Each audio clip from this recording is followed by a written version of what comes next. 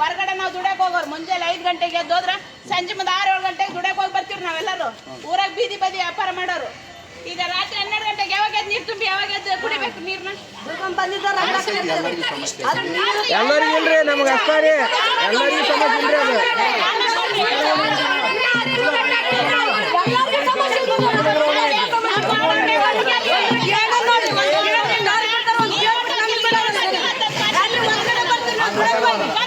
ಯಾರು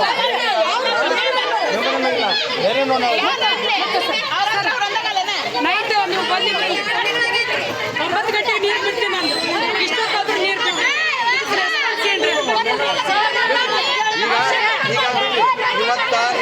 ಚಾಲು ಮಾಡಿಸಿ